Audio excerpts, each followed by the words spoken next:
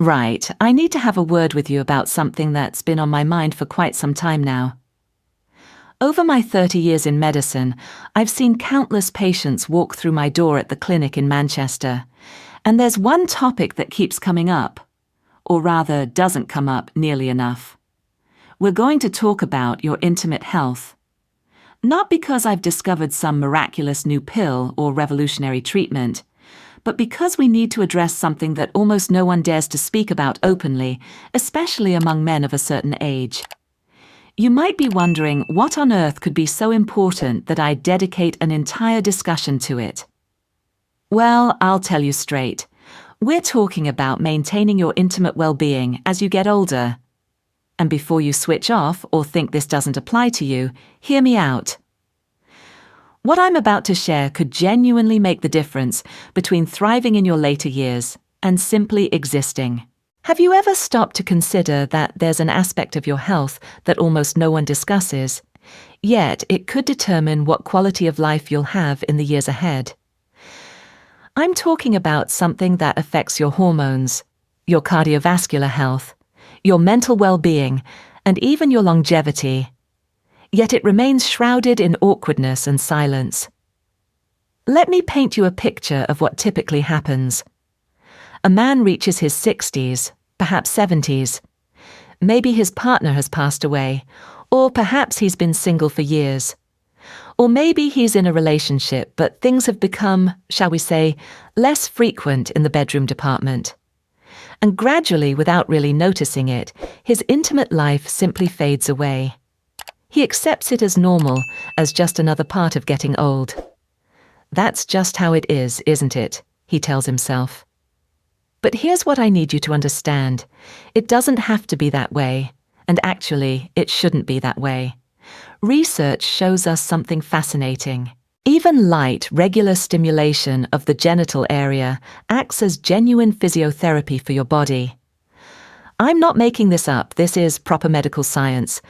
When you engage in intimate activity, whether with a partner or on your own, you're doing far more than just experiencing pleasure.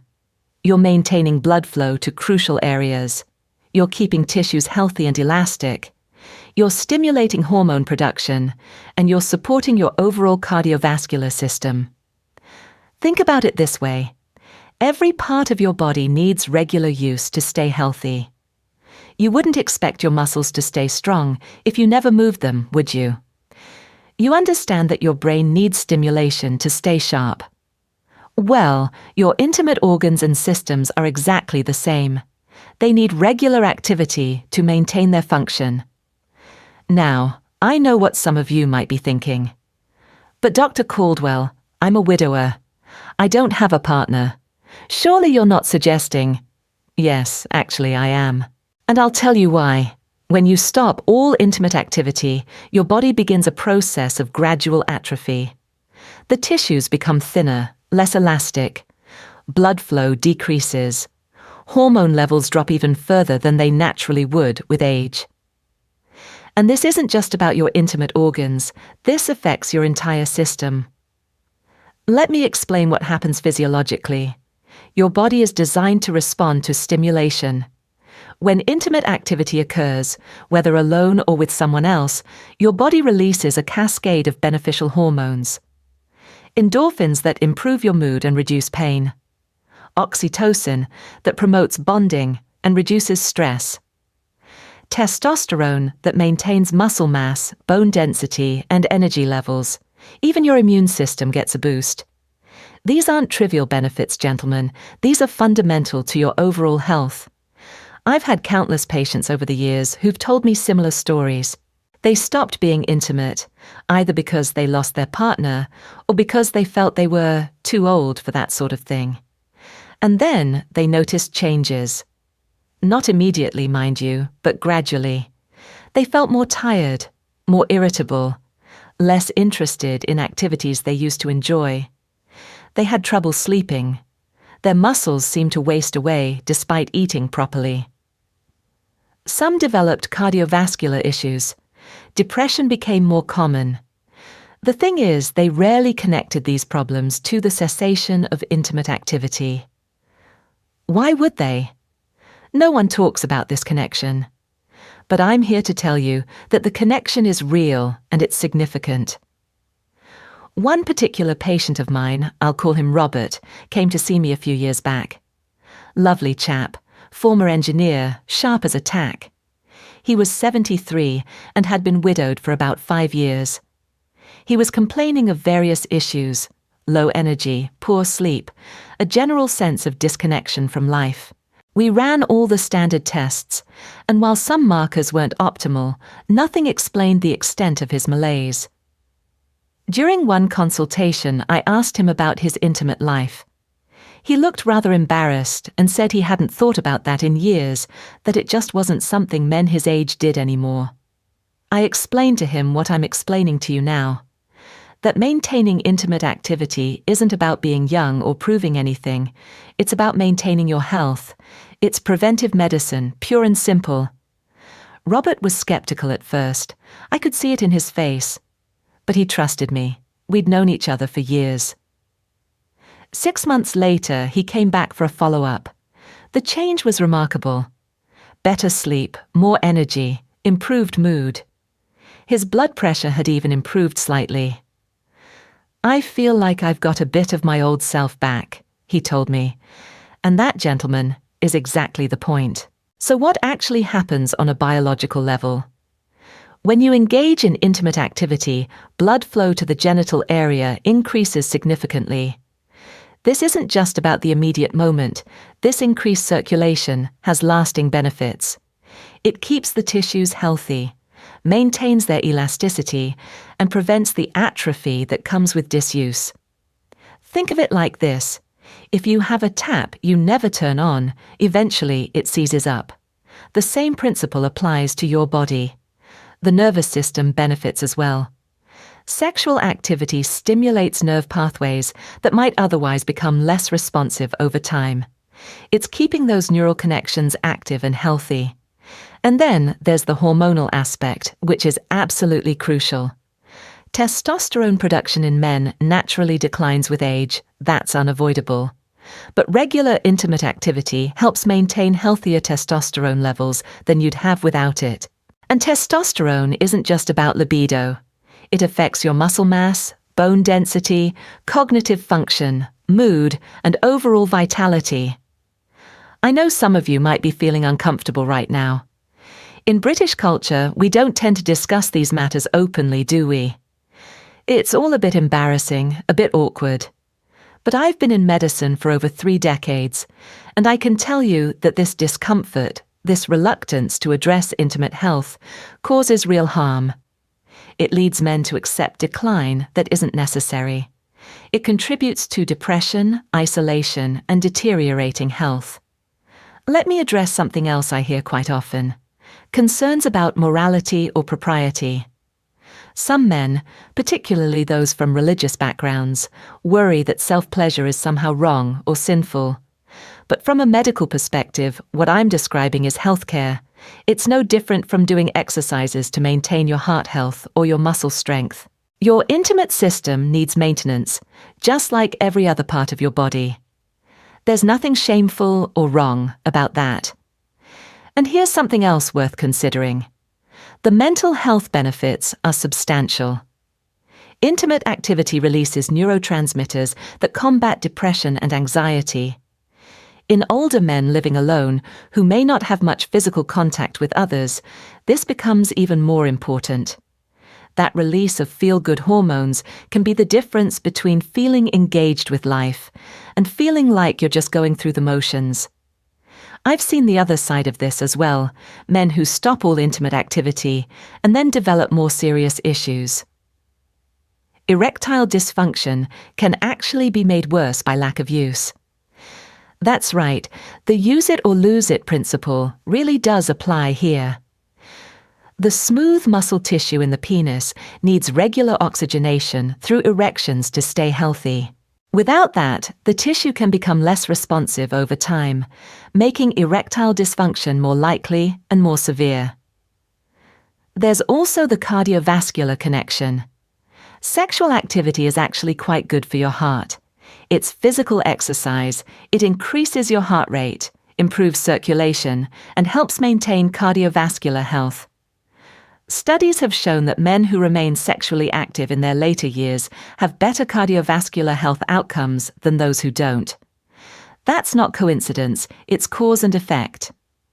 Now, I want to address the practical side of things.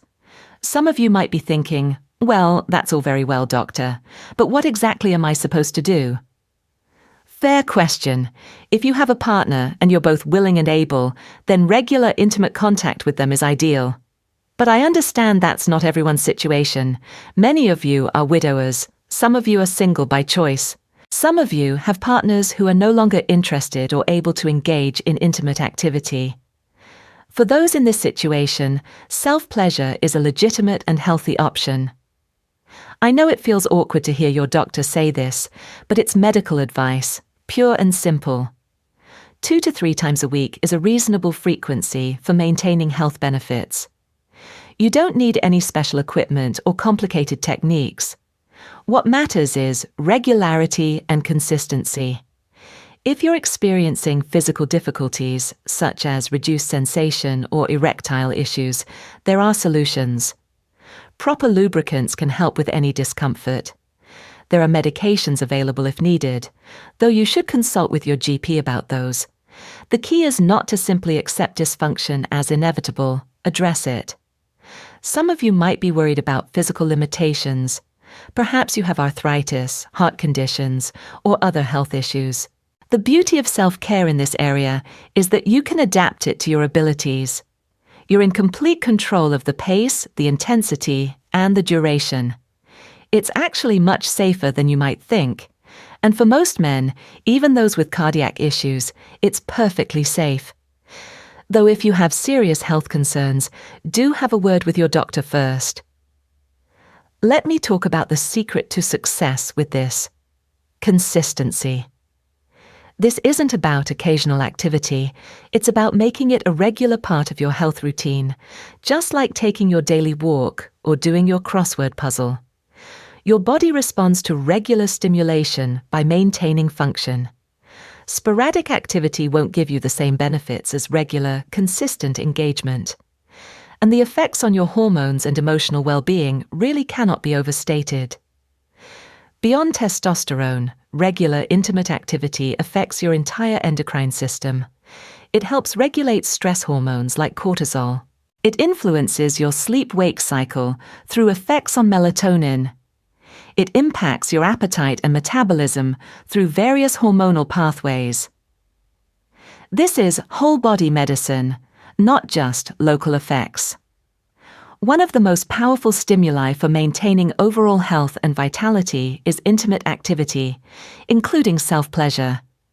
It's integrated into your body's systems in profound ways. When you abandon this aspect of your health, you're not just giving up pleasure, you're giving up a key component of your wellness strategy.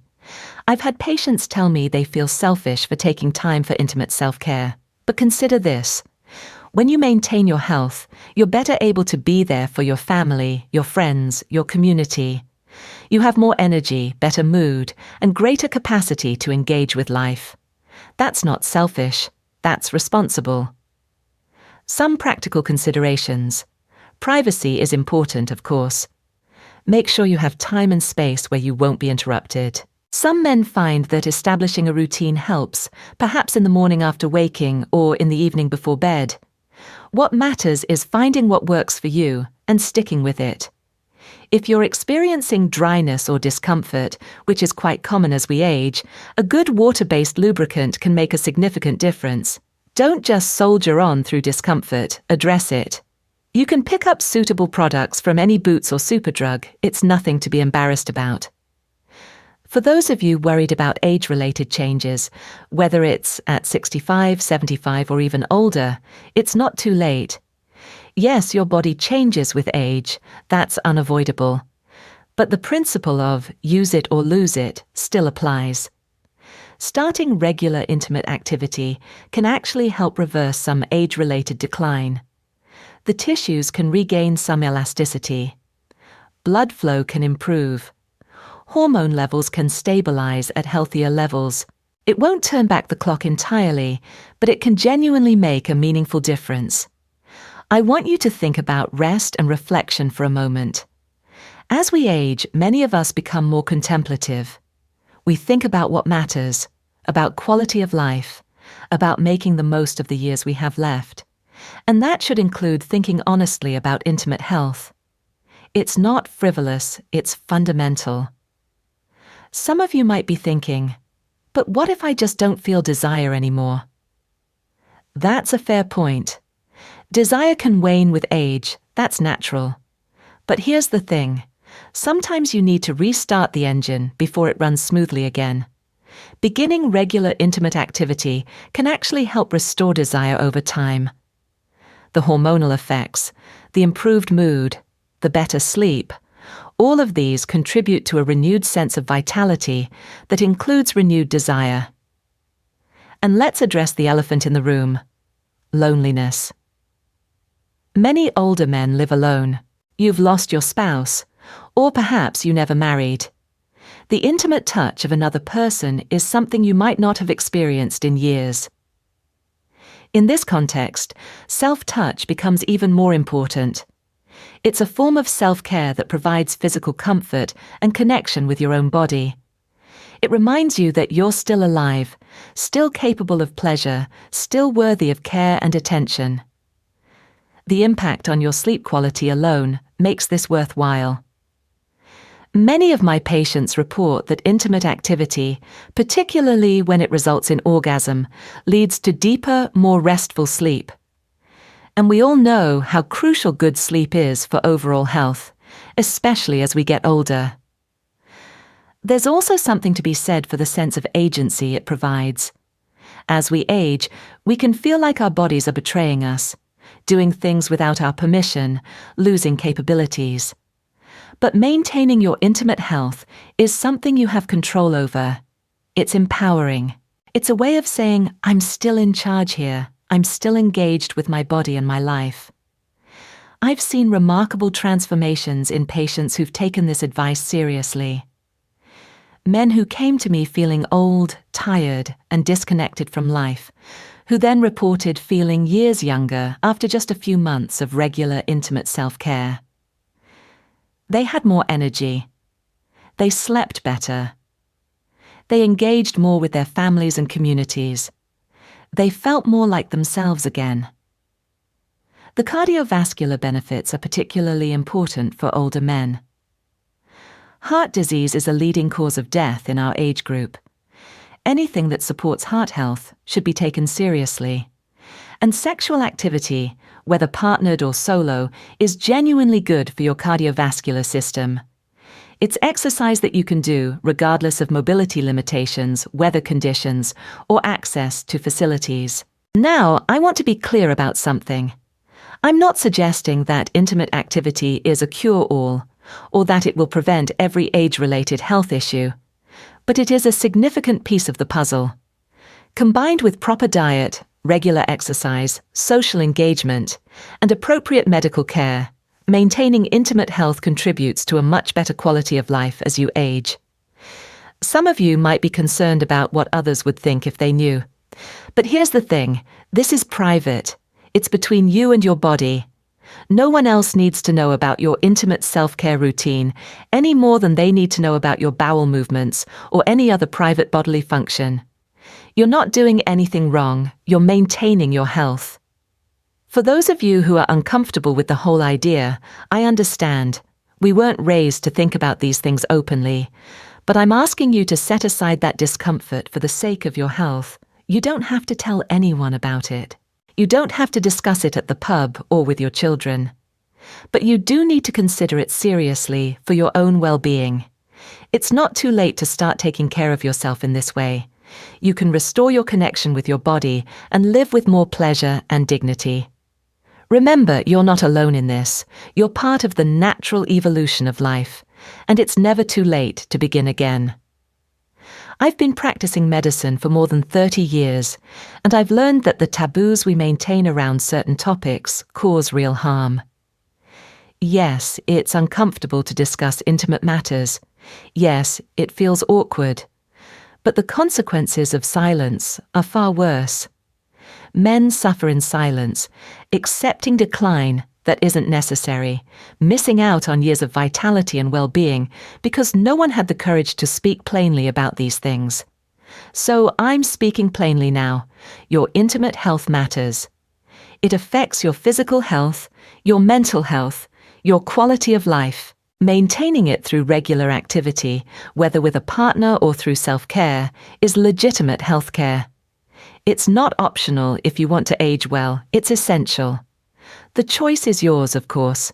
I can't force anyone to take this advice.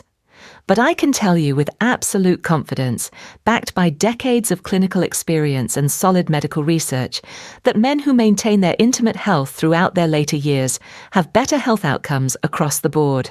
They live longer, they live better, and they live with more joy and engagement. So, what I'm asking you to do is this. Give it serious consideration. Put aside the embarrassment, the social conditioning, the belief that you're too old for such things. Think about it as what it truly is: healthcare, preventive medicine, a strategy for maintaining your vitality and well-being as you age. If you're experiencing specific difficulties, see your GP. Don't suffer in silence. There are treatments available for most issues. But beyond any specific problems, consider making regular intimate activity part of your health routine. 2 to 3 times a week. Private, personal, and profoundly beneficial. Your later years can be vibrant, engaged, and full of vitality. But that doesn't happen by accident. It requires attention to all aspects of your health, including the ones we find uncomfortable to discuss. I've dedicated my career to helping people live healthier, longer, more satisfying lives. And this advice, uncomfortable as it may be to hear, is as important as anything else I could tell you about diet, exercise, or medication. You deserve to feel good in your body, regardless of your age. You deserve pleasure, connection, and vitality, and you have more control over that than you might think. So take this seriously, give it a try, give it time to work. And I think you'll be surprised at the difference it makes. That's what I wanted to share with you today. It's information that every man should have, but that too few receive. I hope it's been helpful, despite any awkwardness you might have felt. Remember, there's nothing shameful about maintaining your health in all its aspects. You're not too old, it's not too late, and you're certainly not alone in facing these issues. Take care of yourselves, all of you. Your health, your whole health, is worth the attention.